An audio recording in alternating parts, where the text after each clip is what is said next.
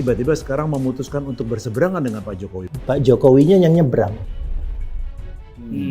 Sayanya tetap.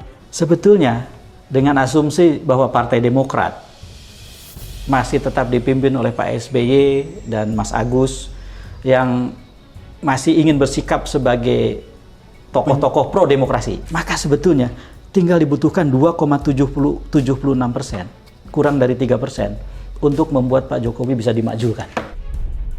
Geger Geden, Jokowi terancam dimakzulkan karena langgar konstitusi demi Gibran Cawapres. PDIP balas dendam rencanakan pemakzulan dari posisi presiden.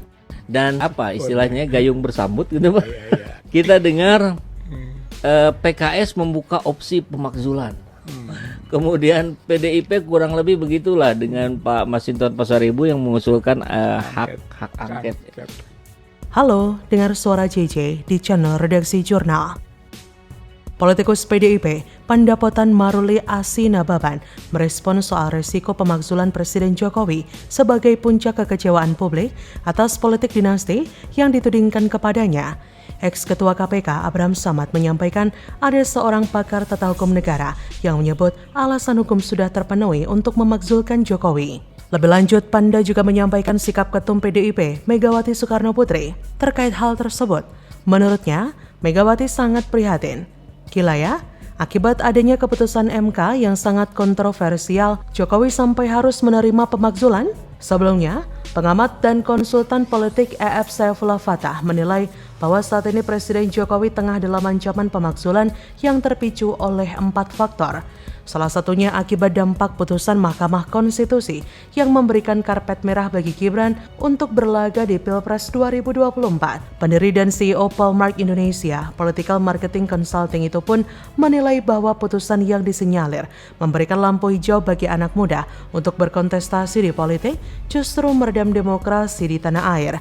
Ia pun menjelaskan kondisi tersebut dengan mengilustrasikan sebagai seorang penumpang dari sebuah kapal yang bernama Demokrasi Indonesia yang dinilainya terlihat akan karam. Lebih lanjut, ia meyakini bahwa semua orang di Indonesia memiliki keresahan yang sama. Ia memperinci terdapat 4 faktor yang meningkatkan potensi pemakzulan Jokowi. Pertama, terbukti ada skandal yang terverifikasi secara hukum dan politik yang menyangkut langsung pada orang nomor 1 di Indonesia itu. Menurutnya, Jokowi harus berhati-hati dengan persoalan di MK hingga pengusungan putra sulungnya sebagai cawapres Prabowo. Sekarang Presiden sedang dianggap menggunakan kekuasaannya dengan menciptakan situasi yang sekarang dengan ditandai nepotisme yang sangat akut. Kedua, ada kegagalan kebijakan yang dirasakan secara nyata. Sayangnya, menurut EF, keterbukaan ini justru tertutup oleh survei yang memberikan kepalsuan bagi publik melalui kepuasan kepada pemerintah di atas 70%. Ketiga, resistensi parlemen yang melembaga dan kuat sampai kemudian meluas dan tersokong oleh resistensi oposisi dan lain gerakan di luarnya. Sehingga benar bahwa Presiden mengendalikan partai sebegitu rupa dengan cara memberikan kedudukan di pemerintahannya. Dengan itu kemudian Presiden bisa menjadi ketua pembina partai, ditambah lagi dengan peristiwa Jokowi membentuk kabinet pertama dan kedua. Di kabinet pertama, calon menteri harus dinilai dulu oleh KPK, sehingga terkesan mencitrakan bahwa pasukan Jokowi di awal kepemimpinannya sangat menimbang bersihnya calon-calon menteri yang akan dipilih. Namun, apa yang terjadi di kabinet kedua? Ada kecenderungan Presiden adalah senang menginjak kaki seseorang untuk mengendalikan orang itu secara politik. Keempat, kata EF, saat ini keresahan publik kian meluas. Meskipun banyak anggapan belum terlihat meluas, tapi ia melanjutkan bahwa saat ini kemarahan publik banyak terpendam. Bahkan menurutnya saat ini Jokowi tengah berada dalam waktu di ujung tanduk dalam menunjukkan gaya kepemimpinannya. Memang banyak yang menduga jika Jokowi sedang melakukan pelanggaran karena membiarkan adanya upaya MK yang masuk pada unsur nepotisme yang saat ini sudah membuat gaduh masyarakat. Menurut saya, ada tahapan jika Jokowi ingin dimakzulkan. Tahapan pertama pemakzulan Presiden ada di tangan DPR. Jika DPR menyetujui usulan pemakzulan, tahap berikutnya adalah mengajukan ke Mahkamah Konstitusi untuk memeriksa dan mengadili tindak pidana yang dilakukan Presiden. Ada 3 kemungkinan, usulan ditolak, tidak dapat diterima, dan mendengarkan pendapat DPR. Di sini yang lagi-lagi berat, keponakannya saja dibantu, apalagi ini kakaknya. Tentu saja Anwar Usman sebagai Ketua MK dan adik ipar Jokowi akan menolak pemakzulan tersebut. Jadi menurut saya memang sulit jika mau memakzulkan, tapi ada keluarga di belakang. Jadi bagaimana menurut Anda?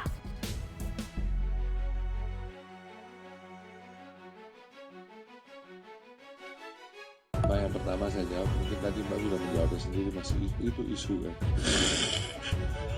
Makasih ya Mbak ya. Yang untuk itu kami kan selalu terbuka, ya kan. Namun itu adalah hak dari masing-masing, apakah ingin ikut masuk ke TPN atau tidak. Jadi kalau kami, saya, Mas Andi dan semuanya pasti selalu terbuka.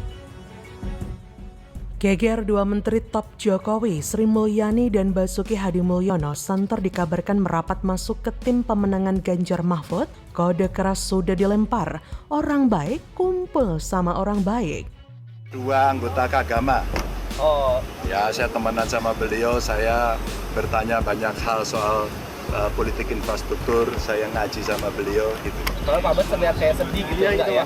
Iya, saya juga kaget karena waktu peluk saya pertama beliau meneteskan air mata, terus saya dipeluk kenceng sekali. Tapi beliau bersahabat dengan saya soalnya lama sekali. Sedihnya kenapa? Nggak tahu, kangen kan? Ya karena mereka melihat apa yang sudah mereka kerjakan selama ini, yang sudah mereka haturkan, serahkan semua panggung politiknya kepada presiden, ternyata malah digunakan untuk ambisi keluarganya.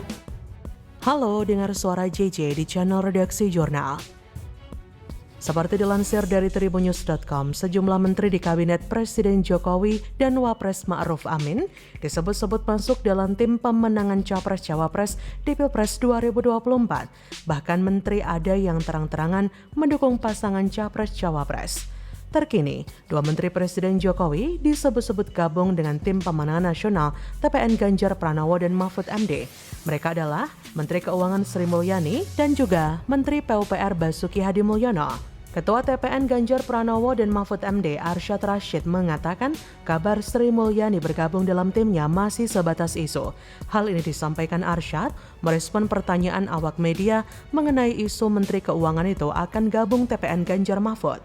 Ia berkata, mungkin tadi Mbak sudah menjawab sendiri ya, itu masih isu ya. Pada 1 November 2023, Arsyad juga mengatakan pihaknya membuka pintu bagi Menteri BUMN Erick Thohir ataupun juga Basuki Hadimulyono jika ingin bergabung dalam TPN.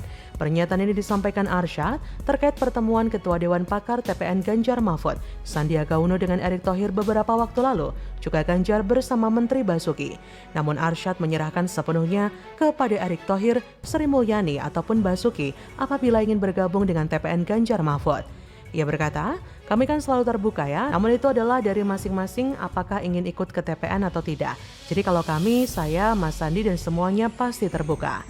Selain Sri Mulyani, tokoh lain yang sempat dikabarkan merapat ke TPN Ganjar Mahfud adalah Menteri Pekerjaan Umum dan Perumahan Rakyat Basuki Hadimulyono.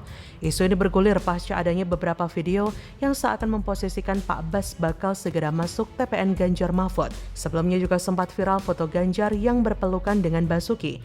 Ganjar mengatakan Pak Bas bahkan sampai menangis ketika beliau bertemu dirinya saat membahas terkait infrastruktur. Namun sejauh ini tidak ada konfirmasi apakah Basuki Hadimulyono sudah atau akan merapat ke kubu TPN Ganjar Mahfud. Capres Ganjar mengungkapkan momen akrab saat berpelukan dengan Menteri PUPR Basuki Hadimulyono.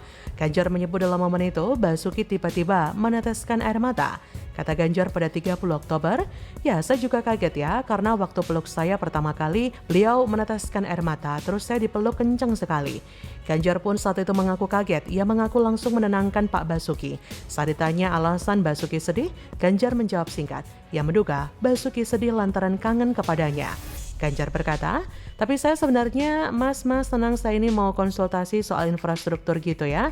Tapi beliau bersahabat dengan saya soalnya lama sekali. Nggak tahu mungkin dia kangen kali ya.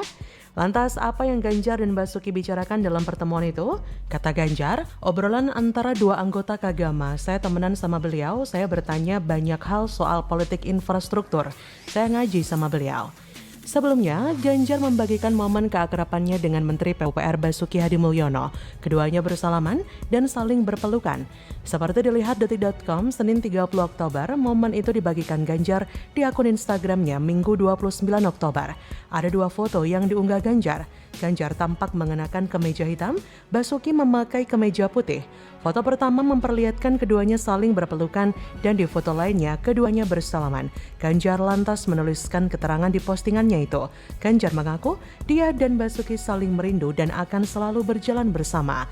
Tulis Ganjar, saling merindu dan akan selalu berjalan bersama sambil menyisipkan emoji hati. Diketahui Basuki dinyatakan sebagai kader PDIP, Basuki kerap hadir di beberapa acara PDIP. Apakah ini adalah sinyalemen kuat Pak Bas bakal gabung di TPN Ganjar Mahfud? Ya semoga saja. Dua menteri top Jokowi, Sri Mulyani dan Basuki Hadimulyono memberikan kode keras merapat ke kubu Ganjar. Jadi tunggu apa lagi? Sekumpulan orang baik dengan niat baik untuk Indonesia lebih baik.